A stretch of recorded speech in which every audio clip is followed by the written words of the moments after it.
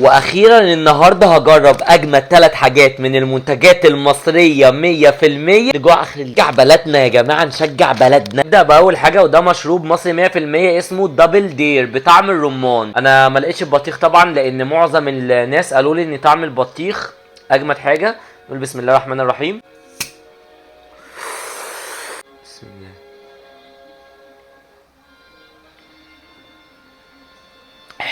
شغاله شغاله. بصوا انتوا الاول هتحسوا طعمها دوا، بس لما بقى تبتدوا تشربوها واحده واحده كده وتخلصوها لحد الاخر، لا طعمها جامد الصراحه. المصري يكسب. القمر ده بقى، بس هنا ساسكت قليلا، ساسكت أنا. شيبسي مصري 100% اسمه اكسلانس بطعم الفلفل الحلو. ليه كذا طعم جامد جدا، بس ده اجمد طعم.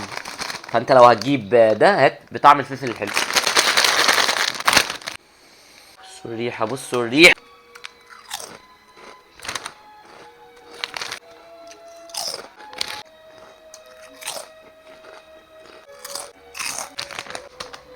احسن حاجه في المنتجات المصريه بس كده. طبعا مفيش حد فينا مش عارف القمر العظمه ده القديم يكسب برضه، وهو تايجر بطعم الشطه مصري 100%. بسم الله الرحمن الرحيم. انا بعشق الشطه. عايزين نقول للمصريين يزودوا الكميه شويه.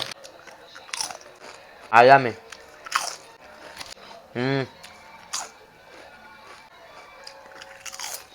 طلع بقى بحبه دبل دير كده من حاجه كده من المنتجات المصريه كده تنزل في اعماق القلب. اجمد حاجه هو المجرم ده، المجرم ده